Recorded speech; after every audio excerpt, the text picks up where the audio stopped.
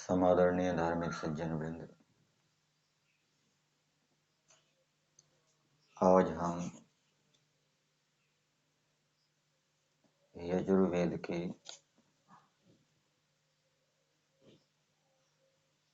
10वें अध्याय के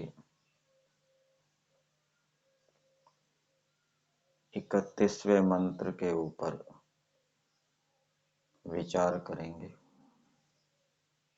आधार महर्षि दयानंद जी का वेद भाष्य रहेगा। मंत्र है अश्विभ्याम पच्यस्व सरस्वत्यै पच्यस्व इंद्राय सुत्रामणे पच्यस्व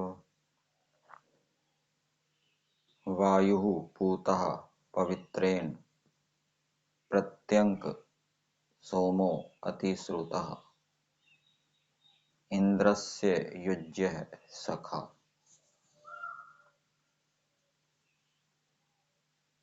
इस मंत्र का देवता है छत्रपति और ऋषि है शुनः शेपा। छत्रपति राजा को समझना चाहिए। क्षत्र क्षत्रिय को कहते हैं, ब्राह्मण को ब्रह्म कहते हैं। यत्र ब्रह्म च क्षत्रम च उभे श्रियम अश्नुताम। तो जो क्षत्रियों का स्वामी है, क्षत्रियों का पालन करने वाला है, उसको छत्रपति कहेंगे। तो इस मंत्र में राजा के विषय में बताया जा रहा है और राजा के माध्यम से सभी मनुष्यों के विषय में बताया जा रहा है। मनुष्यों को आदेश दिया जा रहा है राजा के माध्यम से कि मनुष्य क्या करें, मनुष्यों को क्या करना चाहिए, राजा आदि मनुष्यों को क्या करना चाहिए, राजा और प्रजा को क्या करना चाहिए, मनुष्य क्या करें।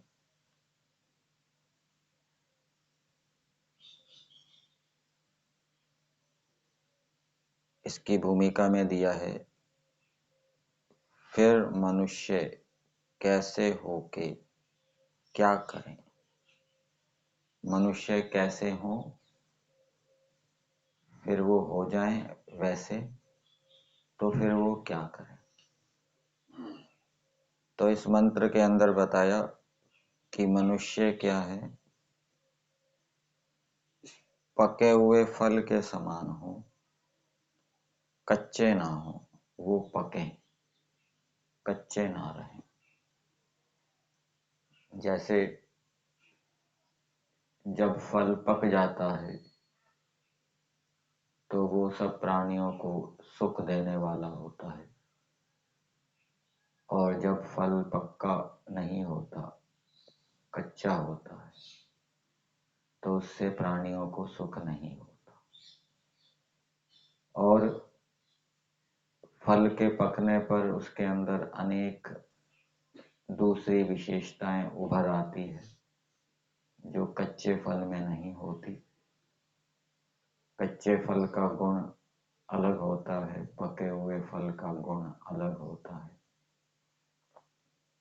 तो मनुष्यों को आदेश दिया गया है कि मनुष्य क्या है, पके हुए फल के समान पके, और फिर जैसे पका हुआ फल सभी प्राणियों को सुख देता है, वैसे ही ऐसे पके हुए मनुष्य सारे जगत को क्या है, सुख दे।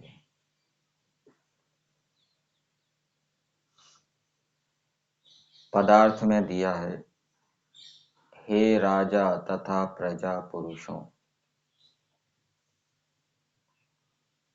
परमेश्वर सभी मनुष्यों को संबोधित करते हुए कह रहे हैं।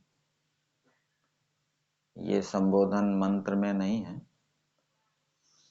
महर्षि दयानंद जी ने इसका अध्ययन किया है। हे राजा तथा प्रजा पुरुषों, तुम अश्विभ्याम सूर्य चंद्रमा के समान अध्यापक और उपदेशक, पच्चस्व शुद्ध बुद्धि वाले हो।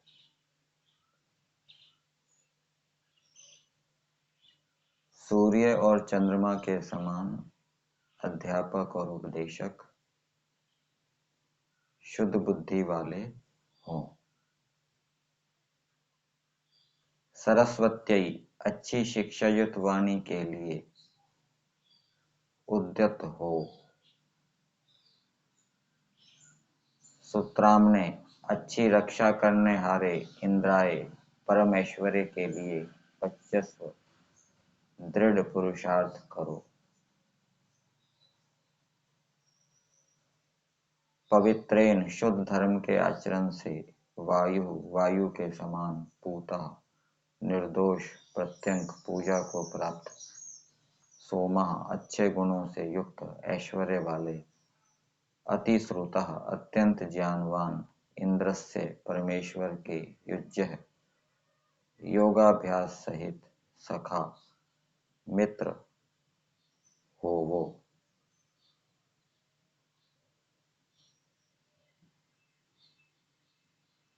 तो पहली बात बताई, मनुष्यों को आदेश दिया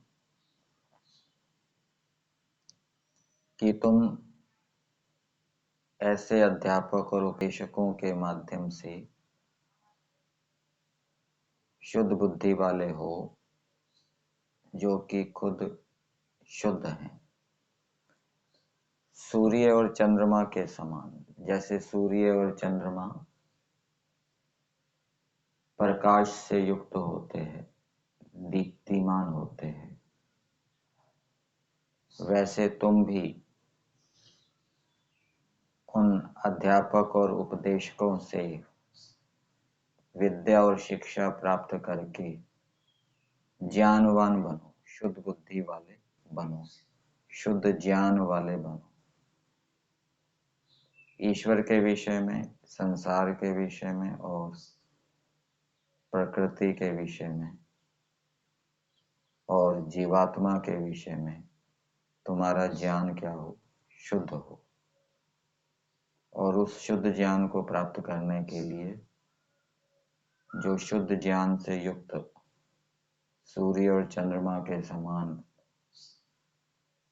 पवित्र अध्यापक और उपदेशक हैं, उनके पास जाओ, उनसे उस ज्ञान को प्राप्त करो, शुद्ध ज्ञान से युक्त हो वो।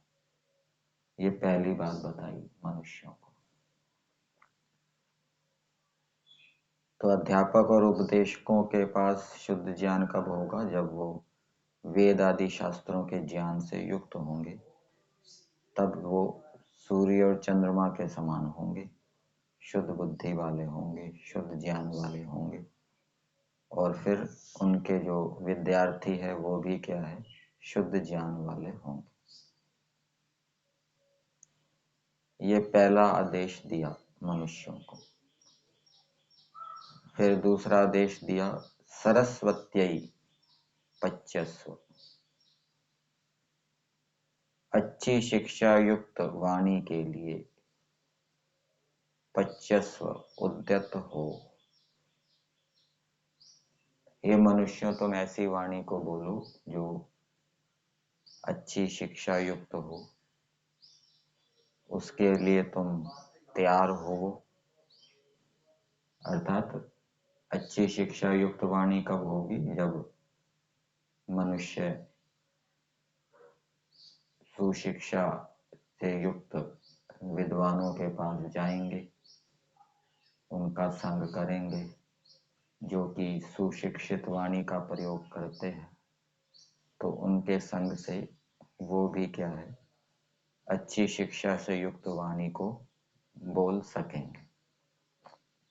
उच्चारण शुद्ध होगा और कैसे बोलना है, बड़े छोटे के साथ कैसी वाणी का प्रयोग करना है, बराबर वाले के साथ कैसी वाणी का प्रयोग करना है, तो ये सब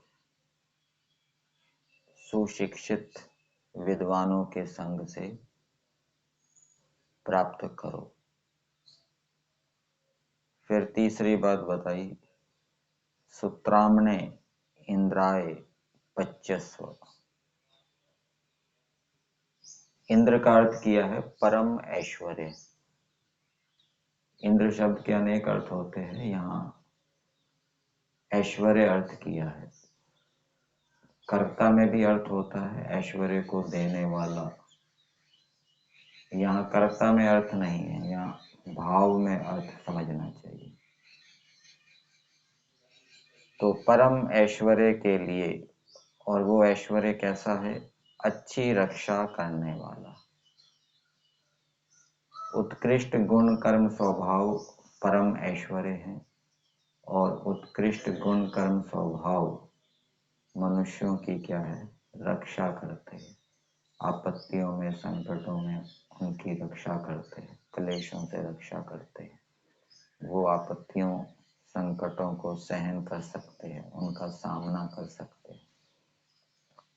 तो ऐसे परम ऐश्वर्य के लिए, जो कि अच्छी प्रकार से रक्षा करने वाला है क्लेशों से, दुखों से, शत्रुओं से, उस ऐश्वर्य के लिए दृढ़ पुरुषार्थ करो। दृढ़ता से पुरुषार्थ करो। ऐसा नहीं कि कभी तो ऐश्वर्य के लिए पुरुषार्थ कर रहे हैं, कभी नहीं कर रहे, कभी गति अधिक है, कभी गति कम है। तो तीव्र गति से और एक ही गति से निरंतर उत्तम ऐश्वर्य के लिए पुरुषार्थ करो। फिर अगली बात बताई, पवित्रेण वायु, शुद्ध धर्म के आचरण से वायु के समान। जैसे वायु होती है वो पवित्र करने वाली होती है, पवित्रता को उत्पन्न करती है। जल भी पवित्र करने वाला होता है, वायु भी पवित्र करने वाली होती है।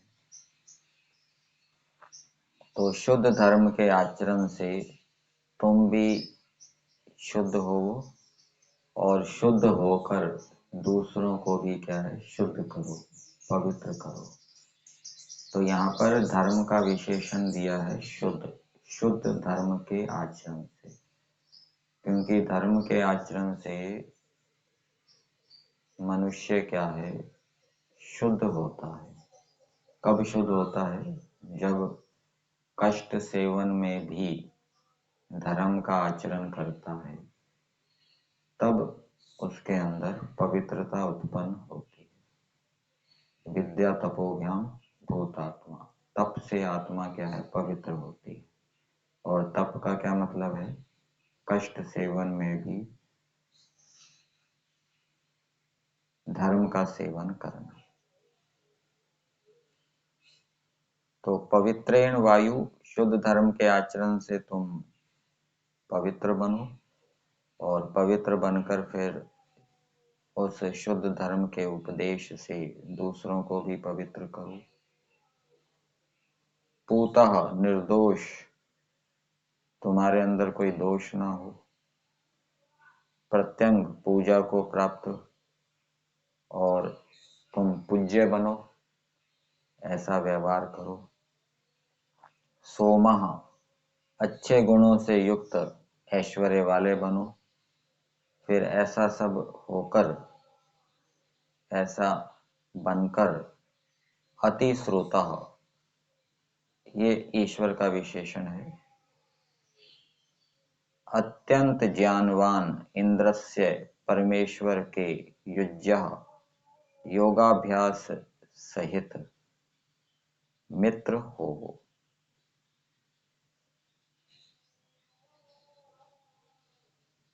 अर्थात ईश्वर के प्रिय बनो। तो जब मनुष्य शुद्ध बुद्धि वाले होंगे, शुद्ध ज्ञान वाले होंगे, सुशिक्षित वाणी वाले होंगे, उत्तम गुण कर्म स्वभावों से युक्त होंगे, पवित्र करने वाले होंगे, पूज्य होंगे, तो परमेश्वर भी उनसे मित्रता करेगा। समान व्यसनेषु मैत्री, फिर वो परमेश्वर के प्रिय हो जाएंगे।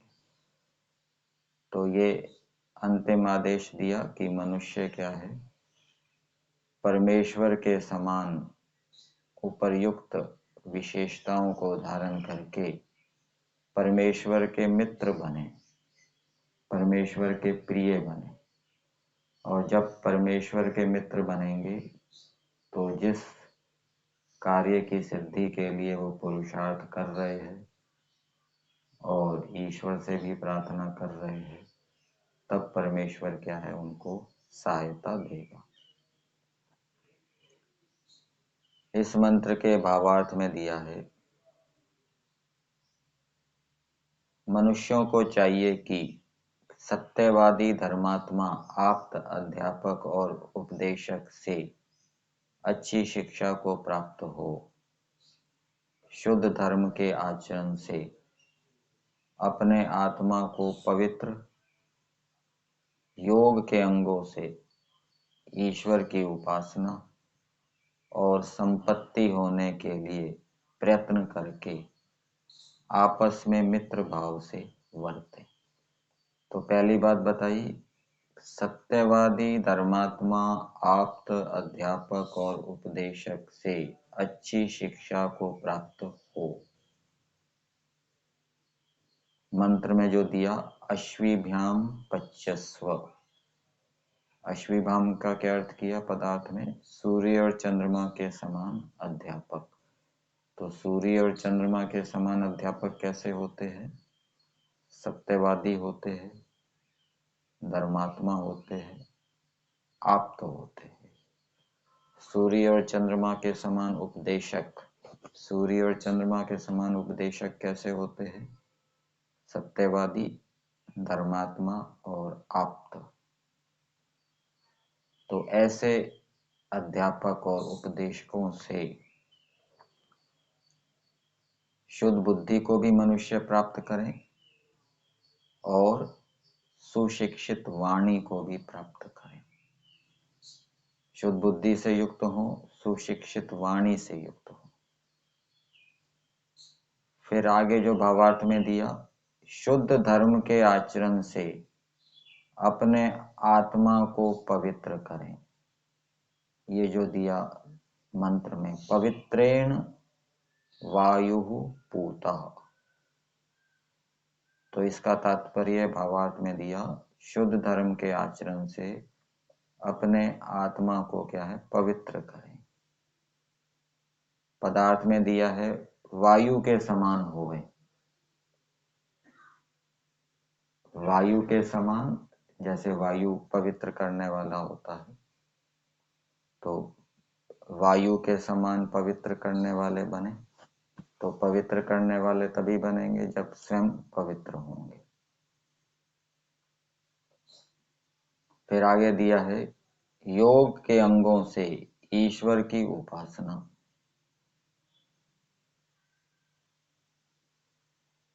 इंद्रस्य युज्यः सखा, परमेश्वर के योगाभ्यास सहित मित्र हों। तो परमेश्वर के मित्र कैसे हों, तो उसका उपाय बताया भावार्थ के अंदर, ईश्वर की उपासना से। और ईश्वर की उपासना कैसे करनी है, योग के अंगों से। योग के जो 8 अंग हैं, कौन कौन से, यम, नियम, आसन, प्राणायाम, प्रत्याहार, धारणा, ध्यान, समाधि, इन 8 अंगों का अनुष्ठान करना, ईश्वर की उपासना करना। तो इससे क्या है, परमेश्वर के मित्र हों, परमेश्वर के प्रिय बने। और आगे बताया, संपत्ति होने के लिए प्रयत्न करें।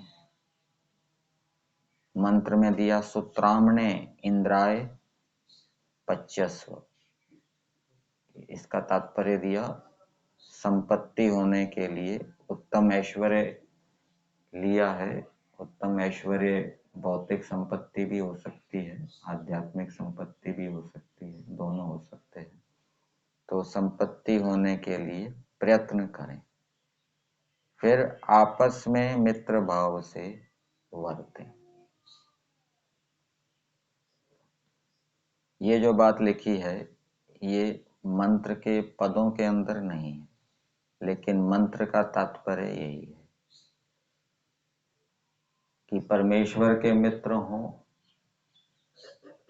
धर्म के आचरण से दूसरों को भी पवित्र करें, उत्तम ऐश्वर्य से युक्त हों और आपस में मित्र भाव से वर्तें। आपस में मित्र भाव से वर्तें मतलब एक दूसरे का सहयोग करें, एक दूसरे पर विश्वास हो। और जब व्यक्ति गड़बड़ करने वाला होता है, गलत आचरण करने वाला होता है, फिर उस पर विश्वास नहीं होता, फिर उसको सहयोग नहीं दिया जाता।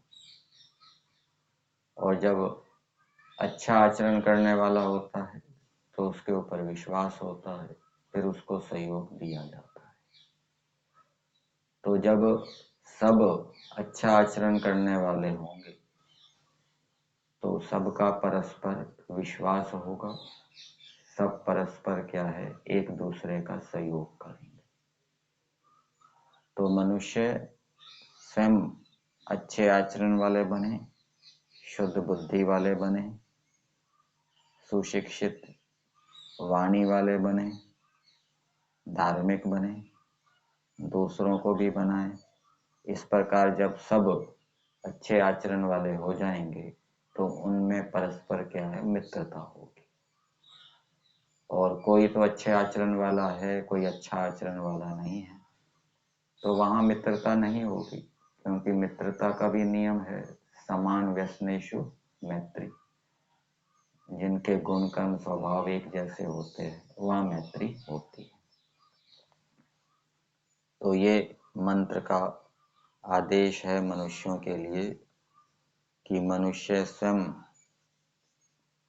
पके, योग्य बने, दूसरों को भी बनाए और ईश्वर के प्रिय बने और परस्पर मित्र भाव से वर्तें। सत्यार्थ प्रकाश के 11वें समोल्लास में भी इससे संबंधित एक मंत्र दिया है। ऋग्वेद का मंत्र है, अतप्त तनुर न तद आमो अश्नुते श्रीतास इद्वहन्तः तत्समाशत। तो दिया है, हे ब्रह्मांड और वेदों के पालन करने वाले प्रभु, सर्व सामर्थ्य युक्त सर्वशक्तिमान, आपने अपनी व्याप्ति से संसार के सब अवयवों को व्याप्त कर रखा है। उस आप को जो व्यापक पवित्र स्वरूप है, उस आप का जो व्यापक पवित्र स्वरूप है, उसको ब्रह्मचर्य, सत्य भाषण, शम दम, योगाभ्यास, जितेंद्रिय, सत्संग आदि तपश्चर्या से रहित जो अपरिपक्व आत्मा है, कच्चा आत्मा है, कच्चे अंतःकरण वाला है, वह उस तेरे स्वरूप को प्राप्त नहीं होता। तो पकने की बात आई है कि मनुष्य पके, और मनुष्य कैसे पकेंगे? पकने का मतलब उनका ज्ञान दृढ़ हो जाए, शुद्ध ज्ञान दृढ़ हो जाए, उत्तम गुण कर्म स्वभावों के विषय में जो शुद्ध ज्ञान है वो दृढ़ हो जाए, संशय दूर हो जाए। और वो कब होगा? पकने का क्या उपाय बताया? ब्रह्मचर्य से, सत्य भाषण से, शम दम से, योगाभ्यास से, जितेंद्रियता से, सत्संग से। ये तपश्चर्या है। इन तपों को करने से क्या है, आत्मा पकेगा। फल भी जो पकता है उसको भी गर्मी चाहिए, फसल को पकने के लिए भी गर्मी चाहिए। इसी प्रकार से आत्मा को यदि पकना है, अपने तत्व ज्ञान को दृढ़ करना है, तो उसके लिए उसको इन तपों को करना पड़े। तो इससे आत्मा पकेगा, उसका अंतःकरण पकेगा। तो जो कच्चा है, जिसका अंतःकरण कच्चा है, जिसकी आत्मा कच्ची है, जिसने ब्रह्मचर्य का पालन नहीं किया, जिसने सत्य भाषण नहीं किया, जिसने शम दम का अनुष्ठान नहीं किया, जिसने योगाभ्यास नहीं किया, जो जितेंद्रिय नहीं हुआ, जिसने सत्संग नहीं किया, इसके कारण जो कच्चा है, कच्चे अंतःकरण वाला है, वह उस तेरे स्वरूप को प्राप्त नहीं होता। और जो पूर्वोक्त तप से शुद्ध हैं, वे ही इस तप का आचरण करते हुए उस तेरे शुद्ध स्वरूप को अच्छी प्रकार प्राप्त होते हैं। फिर तप के विषय में और दिया है यहाँ पर सत्यार्थ प्रकाश में। तप किसको कहते हैं? जिससे कि आत्मा पकता है, अंतःकरण पकता है, उसका तत्व ज्ञान दृढ़ होता है, स्थिर होता है। ऋतम तपः, सत्यम तपो, दमस तपः, स्वाध्याय तपः, ये तैत्तिरीय उपनिषद का वाक्य दिया है।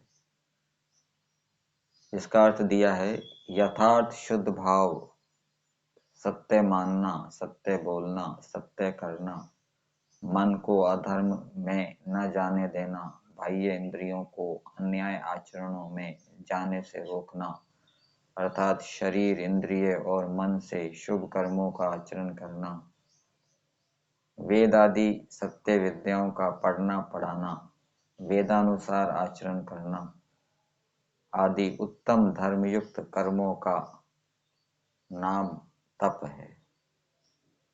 धातु को तपा के चमड़ी को जलाना ये तप नहीं कहलाता।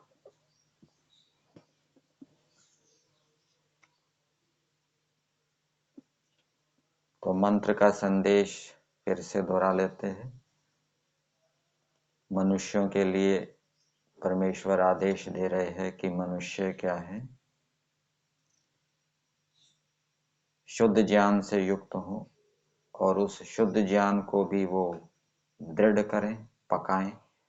और पकाने का साधन जो अभी तप बताए, उन तपों से वो शुद्ध ज्ञान पकेगा। मनुष्य सुशिक्षित वाणी से युक्त हो, मनुष्य आध्यात्मिक और भौतिक संपत्ति से युक्त हो, मनुष्य धर्म के आचरण से पवित्र होकर दूसरों को भी पवित्र करें, पूज्य बने और ईश्वर के प्रिय बने,